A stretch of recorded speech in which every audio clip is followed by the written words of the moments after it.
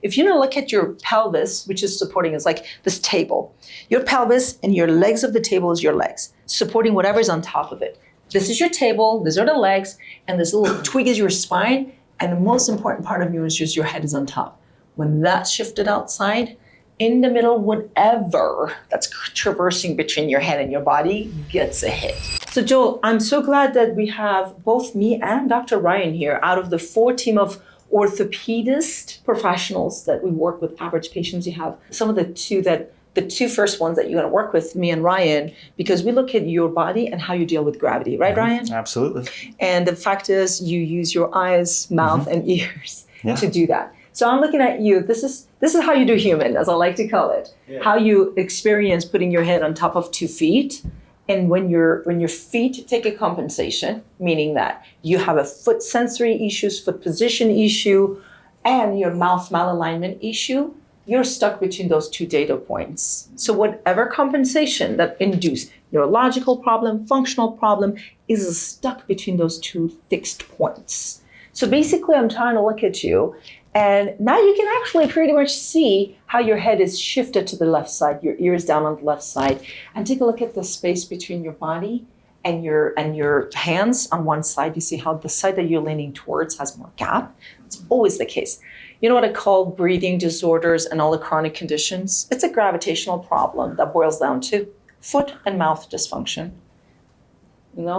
So basically for breathing, which breathing and diaphragm is the biggest pump we have. It has a lot of functions. It's an organizational, orientational muscle. It's 10 pounds. It helps with gravitationally organize you. By movement, just going down and up, and ribcage movement, it create negative pressure, positive pressure to move air in and out of you, just getting oxygen inside of you. Because when people say airway, I'm thinking your airway in your nose and lung is a continuation of atmospheric air. Why is that your airway versus outside air is not your airway? The difference is the airway inside of you is encapsulated around you and has a pump that moves it called your diaphragm. So your pelvic floor, which is the orientation of your feet and pelvis to your rib cage, is kind of creating that pump pressure. So your diaphragm goes down, creates that pressure to move stuff up against the gravity, air, CSF, blood flow, all that. Lymphatics, moving the organ, massaging them, a lot of great functions. Now, if those 2 are either converged or diverged or out of order, they're not aligned, they cannot do this job. So let's see which one of them you are. I narrowed it down to this 2. However, from presentation of your top part of your spine, you have more of a thoracic kyphosis like this. Yeah. Which we already identified. Your hand presentation supports that. Your foot presentation supports that, which makes you a neck breather. No matter how much you tape your mouth and dilate your nose with the dilators, you still cannot properly breathe because the pump is broken and you're an obligatory chest breather. Which, by the way, it dials your state of system to what a chest breather would do, sympathetic, 20 breaths a minute. Which what else changed, Joel? Your CO2 level. If you're breathing 20 breaths a minute, you're exhaling the very important gas that you need to unbuckle the oxygen from your hemoglobin, which means now your brain chemistry is shifting. So you're constantly holding your breath. And that introduces a whole another problems for your nervous system, taking money out of your adaptive capacity bank. All I'm doing, I'm your financial advisor for your health, like me and my team. Basically, we're running that first metric, our pseudomotor testing, to see where your financials are lacking. Do you not make enough money, or you're just bad at spending? She stole that from me, by the way. I love your voice. That's great. I've stolen your stuff too. Serotonin, and you're not. Like people say, well, I need to get this, vitamin B or methylations, and I need to get more sunshine and grounding. Is like you can get all of that. It's like you plug your phone to the wall. Okay. At the end of the night, you want to come back and see it's like fully charged.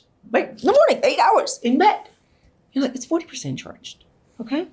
Is the battery not charging, holding charge, or is it the cord that's working, the plug? What is it? Software? Hardware problem, software problem? When it comes to human fatigue, we act the same. Yep. If you're not holding charge, if your voltage that I just explained is not working, is it because you're not able to charge or you're not holding the charge? You're not making enough or you're spending too much. So I kind of go with Fredo's. I'll look at the body and how you stand up, and then I break it down. How do you put that head to that body? Does that head make sense to that body? And how does that mouth organize that head against the feet? foot and mouth. So I'm taking a look at you the way you stand here, and I just broke your occlusion, meaning I just separated your upper lower teeth, separated the chain. Oh, with the smile. Okay. Yeah, you see the difference Yeah. between the two. So like, take a look here. I mean, you can't deny this. I separated your chin and your head goes bonk. You know what that means? If your mouth is together, your head shifts itself a little bit more to the midline. That's your compensation. Okay.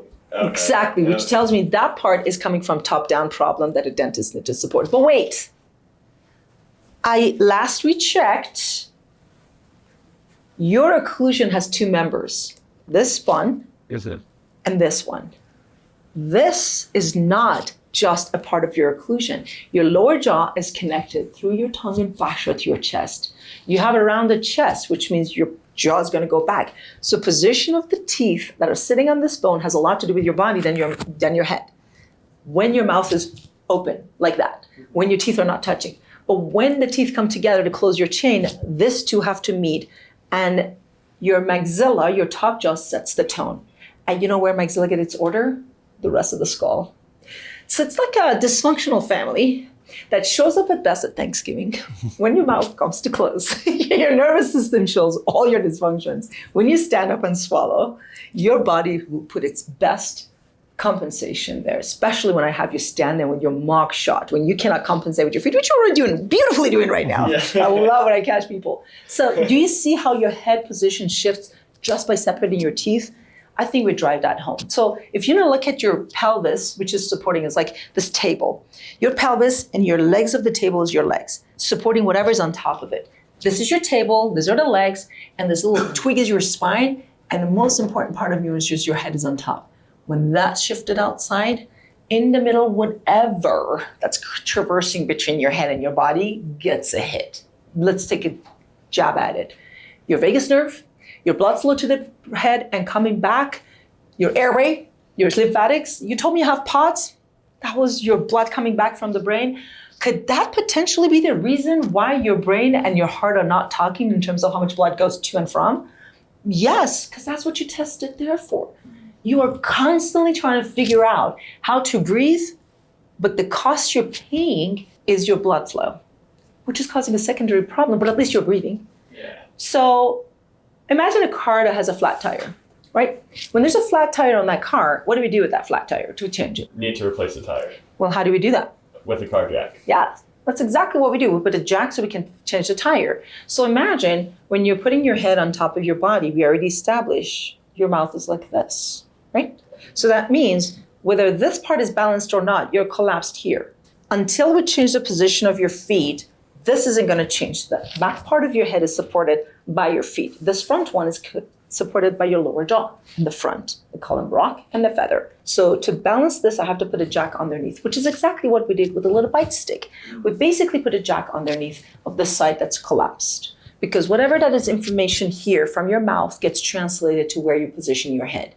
And your skull carries some of the most important structures. Your brain, your cerebellum, your visual cortex, you basically everything, your breathing center, everything that is continuously keeping you alive has to get its information to and from the body through the cervical spine. So when your cervical spine, when your neck is out of position to compensate for breathing, for flow, for lack of support from your teeth, where your jaws meet, you will poke your nervous system into fight and flight. And if that's where you are, your brain figured out how to do that. So for the longest time, you've been doing this anyways. So as I put the little bite sticks between your left side of your teeth, you stabilized. Your brain already knows how to do that. And you have a perfectly free organ in your mouth that can compensate for whatever doesn't work. It's called your tongue and has 5 nerves attached to it. So basically, if its function doesn't work, all of the functions will go down. Okay. So what's holding your mouth? You see how your mouth is kind of sloping high on one side, it's low on the other side. You see how your midline is going to the left? You're basically sticking your tongue between your left side teeth for stability every time you stand up. And you created a beautiful little gap between your left side teeth. I'm sure you've noticed that too, but you thought it was normal. Yeah. Right? That's your body way of survival, because you have a tight occlusion here. The ground that you cannot find on the right foot, you provide that here. Because between the two chains, your brain is dying to get that sensation of where to put your head. Either your foot will give it, or your mouth. Now, if we orthodontically change the position of the teeth, what's going to happen? And your brain will order those teeth to be grinded down until it can reestablish that.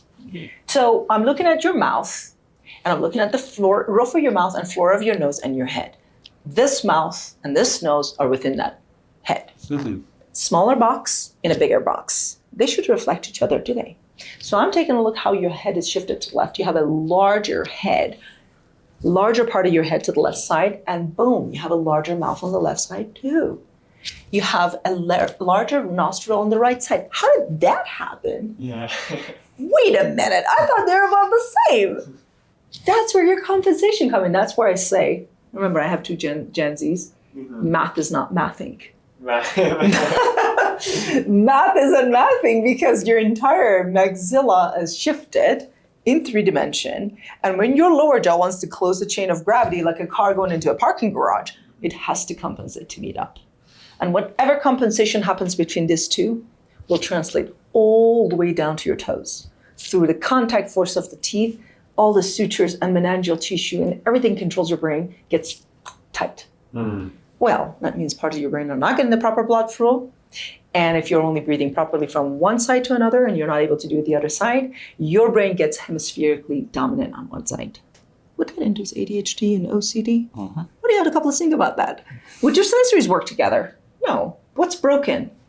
You're not broken. You're just forcing yourself to compensate because there are parts of you that your brain doesn't know it has to make up for. And your brain is so good at compensation. And I put the picture here just so you and I can look at. Look at the gap. Is that perfect? Like beautifully, the tongue is like every time you swallow, the tongue sticks itself between the left side teeth to create that illusion of level because the brain demands it. It's like, I can do it. Like, let me just hold the fork. Did I do it right? Right? So basically, you're stuck. So what do? We get you unstuck. By putting something in here, I literally break this malocclusion. You know what makes sense, Joel? Malocclusion. It makes sense. Straight teeth on a crooked body and a crooked face doesn't make sense. That's why I said, I don't see orthodontic work here. And the fact is, I see the two halves of your roof of your mouth are separate. You see that gap? Yeah. Have you always had that gap? I've always. Yeah. And during the orthodontics, were they able to close it? Yes, but then it just open back up. And this is so interesting because the fact of the matter is, as we breathing in and breathing out, our skull bones are not stuck. Newsflash, they're not. They actually do. They're capable of moving. They're not moving all the time like this. Yeah. But what happens is underneath of your skull, there's this tissue, this hydraulic system that can hold your brain. It protects it, gives it buoyancy effect, brings it oxygen like a flow, blood flow, oxygen flow, lymphatic flow, CSF, all that jazz. And it's important for that to move for flushing like this. Every breath. And your cardiovascular pulse, your heart, and your diaphragm both help with movement of this, especially when you stand up, because your head is over here. So for this to move properly with every breath, it's called primary respiration to make sure that oxygen delivery, CO2 removal is great. This tissue that is doing this is called doromeningeal. It's anchored inside your skull and is attached to your brain in the other side. And believe it or not, your mouth is an extension of that. Your mouth, your roof of your mouth is an extension of that. So imagine there's a kink somewhere in that. Literally a kink, like here. Okay? So I'm just going to simulate birth trauma. You were delivered with forceps or you get a concussion, and this part is not moving. So your brain on this side goes with every breath. See that? Okay. So as you're going through this flexion, extension, so basically contraction and your everything in your body is doing a phase of contraction and expansion. Inhale, exhale, everything. That's called movement. That's what's keeping us charged. That's what moves electricity through our body, literally, and keeps you alive. So if part of that is broken, you're having an 88% human experience. And your numbers show that. Yeah. You're having 88% experience. And as you have an 88% experience and you compensate for that, the more you compensate, the more your fascia gets contorted. And at 70, you might be doing this. At 5, you might have been doing a little bit better, but it gets less and less effective as we age because we assume more compensations. We go through life and we get more contorted. And as our bodies get more into that contortion and balance and coordinations are out, and the more we compensate, the more things break. It's like that flat tire in the car I showed you. You get a nail in the tire. You drive the car for quite a while. And you're like, oh, there's a low pressure. Let me still put the air into it. You do. You get orthodontics.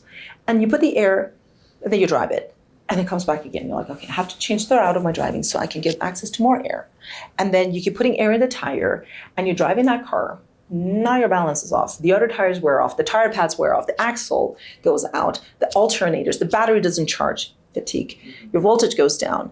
And the steering wheel will start doing this. My TMJ, my hip at age, 22? Your hip is going out? Yeah. Right. Yeah. So what do? Let's fix the steering wheel. Not even look at the flat tire. That's the problem. And then you finally show up to a dentist because that's what the tires are. Those are worn tires. That's all I used to see as a dentist. These are flat tires or worn tires. Oh, you need new tire pads and just put veneers on them and make you all pretty. The fact is, why did you wear them in the first place? Yeah. Why is your mouth worn out in the first place? If I don't know what broke it, how am I going to fix it? Oh, we don't know. We're going to over-engineer the dentistry that doesn't break. That's what we do. Over-engineer things. Cars, dentistry, medicine. Because if body broke itself, we're thinking we can give it something better than what he had. The force is still there. We didn't address the force. Force management, pressure management. But we just replace it with something that doesn't break. Well, the breaker goes off again, and it will short circuit the whole thing when it cannot compensate no more.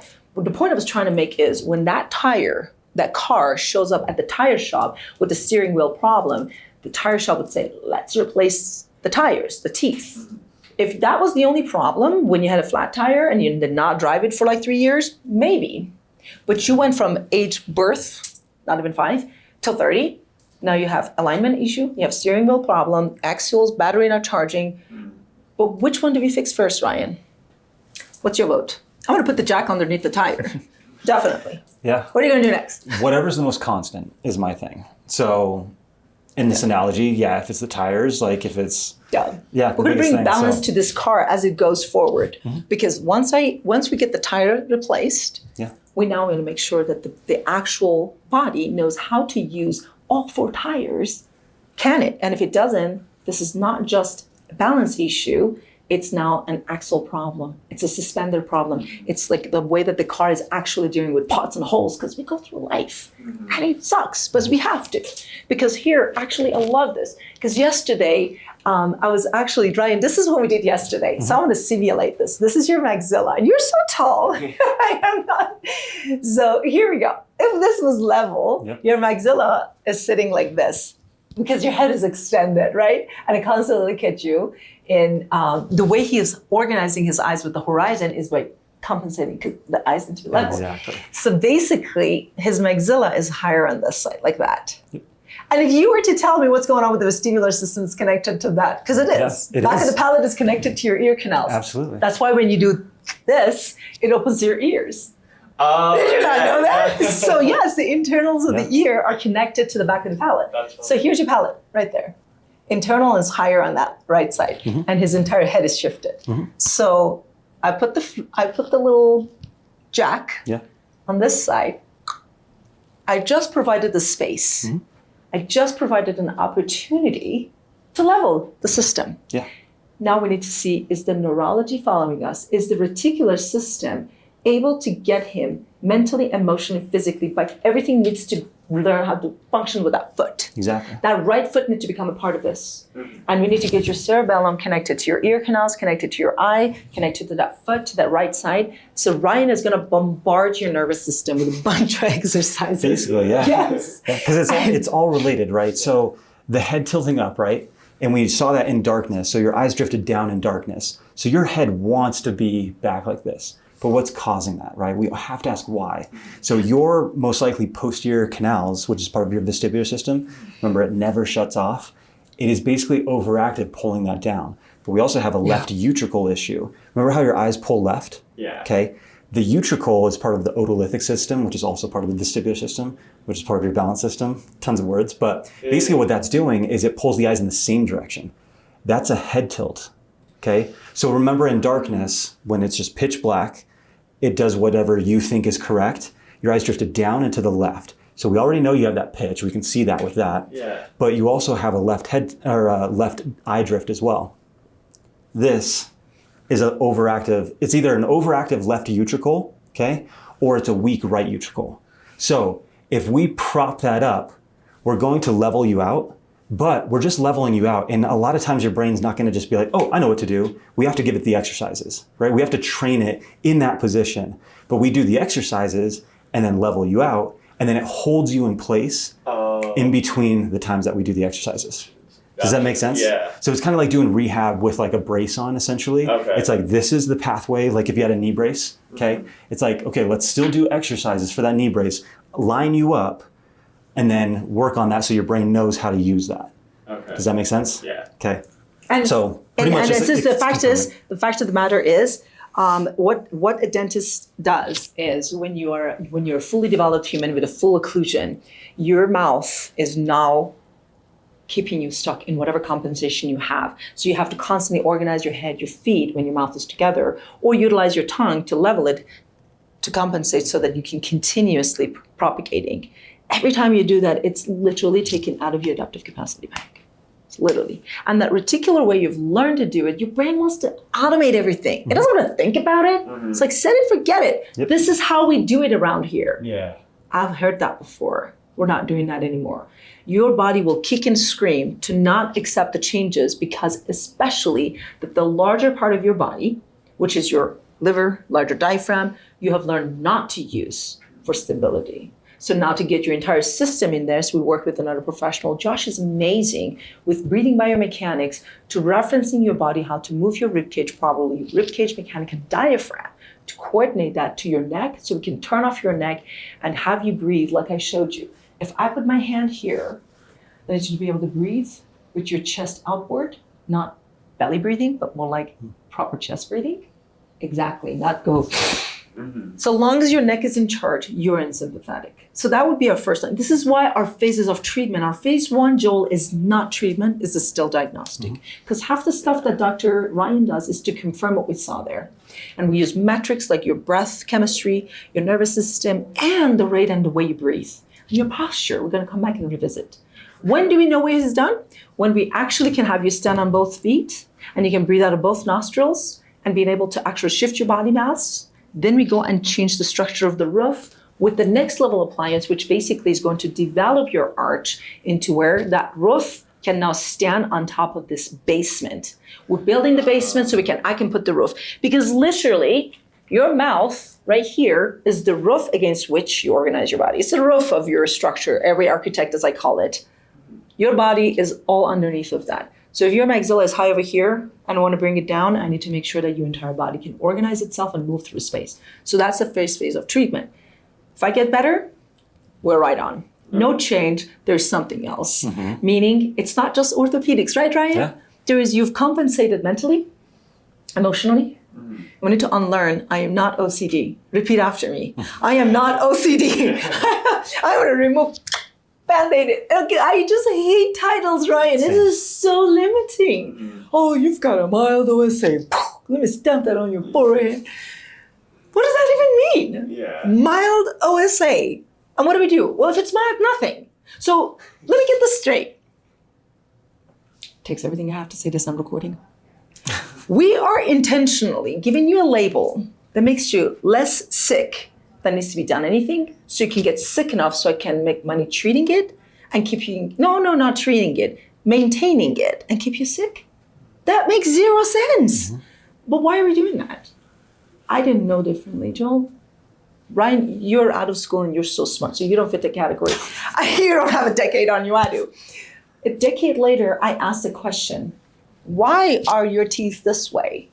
Because every crown that you get replaced in your mouth, most likely things break apart in the right side, not the left. And that question prompted me to completely ditch the drill, put the drill down, stop fixing the teeth, which to me is the carpentry part of dentistry, to understand why teeth break. And here's my conclusion. As a process of becoming humans, to stand up and gain our human traits as bipedal species, to grow our head, our brain, the vault where our brain is, and our faces forward.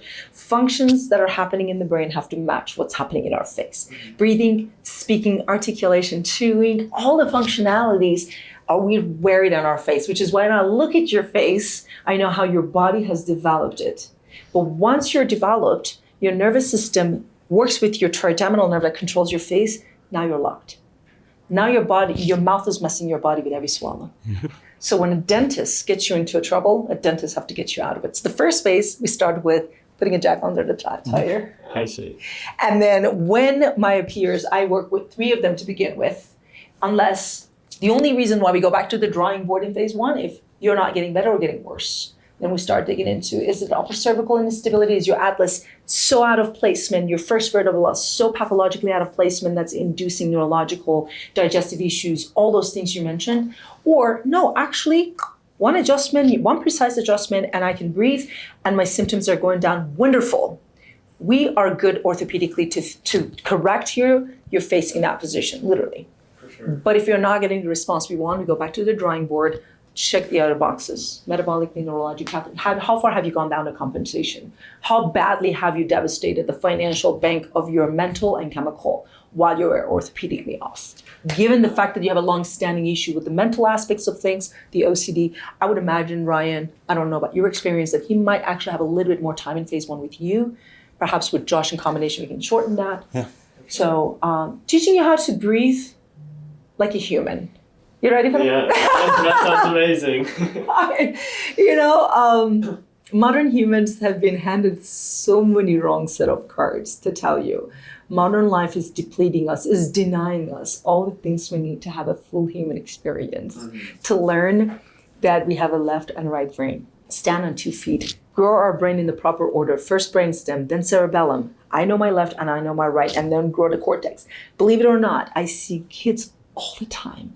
Children that have, their faces are so shrunk, but their heads are ballooning up. Because the minute they come out of the womb, we put them on an iPad. They're getting sensory information, visual, but in 2D.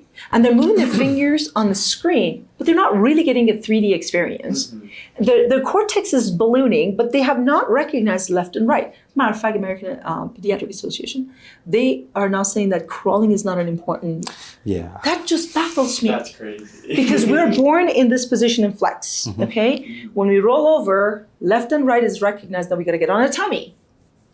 Before we stand up and take the world with our ventral surface, we have to know how to push the ground away. That's reflexes that we need to integrate by the age 1. One of the most important ones is crawling, commando crawling. Here's my left, oh, there you go. And in that time, the kid kind of get to put their head here and tuck their tailbone and cruise. When you don't crawl, you do not have the proper curvature. When you're stuck in extension, what we see is gorilla posture. Yeah. And you breathe in that position. Because now we put your feet, crunch them into those shoes, and put you on robotic floors that are level. Now we're challenging a system that is supposed to be evenly uneven, right? For propelling through space. We're eating robotic food, walking on robotic floors, living in sensory deprivation chambers, under artificial lights, no sunshine, no horizon. And we've wondered why we're not human. But just to name a few things. Kids lived 90% of their life the first 6 months in car seats, in a flex position. I was like, what? They should be on their tummy. No, that's not important. Stick a pacifier in there, make sure that tongue doesn't get to the roof either. Yeah, I'm gonna start talking about that. Yeah, put them on the jumpers, load their spine on the wrong end. They don't even know left and right, but we gotta make sure they load their spine. Yeah, stick them in front of an iPad. The cortex is getting all kinds of stimulation, influx of information. Eyes are converged. I wonder if you have so much ADHD. They're going cross-eyed. Yeah. Cross-eyed, and you have so much ADHD. Yeah. So much information, no critical thinking. Yep. I mean, you see those children when they're teenagers. I'm raising 2. Yeah. It's like an uphill battle, but I'm thinking, you know what? Why do I have to catch them when they're 30? When they already had an irreversible hip surgery. Yep. Totally preventable. Yeah. And they are telling me, I want to do better with my life, but I'm stuck here in this body I don't know how to manage. If I could only get into my own right side, maybe I could do better with life too. Did I word it correctly? Believe me, Joel, you handed it to me, but a lot of times I have patients that have been compensating way longer and they have a lot less to compensate with. They perhaps had poor genetic, makeup that was handed off to them. They have their enzymes were not functioning to make the ligamentous tissue they need. Their mitochondria is not working properly because they're lacking the enzymes and substrates they need to actually turn on the machine to produce the ATP. So their general fatigue comes from, they have both genes handed off to them, MTHFR. They are not able to make the mitochondria work, no matter how much oxygen we're delivered to them. Totally. And then what do? Compensate with the other rounds. Adrenal fatigues. We see a lot of adrenal fatigues. And you cannot just go and say, let's just regulate your hormones. Well, hormones are the connection between your nervous system and your postures, your breathing, and the other way around. You kind of need the serotonin for other things too. I cannot sleep. Yeah, because you have no more serotonin left to make melatonin. And, we're trying to bust through the structure of medicine that says, when you come see a dentist, they only have 32 teeth. No, they are having like 28. We take 8 of them out, most of the people. You only look at their teeth. But then I went and read what the actual definition of dentistry is. Dentists are responsible for the teeth, the gum tissue, and all the supporting structures. When I look at that, the supporting structure of the gum tissue is the skull, and the skull is supported by the head, and the head is supported by the spine, and the spine is supported by so the entire body is a supporting structure. So you can just keep going. Yeah, you did. There's a loophole. Yeah. Oh, same with us. The knee bone is connected to the shin bone. So chiropractic in a lot of states, they say that you can't treat vestibular. A lot of states you cannot. Oh. However, it's only like musculoskeletal and the nervous system, right? So the eyes, for example, what controls the eyes? The vestibular system does, partly. Yeah. So, and the eyes have muscles, so it's a workaround, There right? you go. I'm treating the eye muscles. How could you treat someone as if they're just one Exactly. structure? Yep. It's We crazy. can't. I mean, was. whoa. It's 1 o'clock. Okay. Well, Just thank you, letting Joel. just letting you know. Oh, Was this informative for you? a million times, yes. Thank you so We've much. got best. Josh is the best. I mean, the best. I'm so excited. You know what? You're gonna help me get to your runners because I'm trying to get to the Adams 12 Yeah. to because my son's coach thinks I'm cuckoo. You think I have 2 heads? I'm like, Coach Mary, let me talk to you. My son does not have an ankle problem. He's got a skull problem. I'm trying to fix that. I'm like, stop telling him he needs to ice his foot. Yeah. Mhm.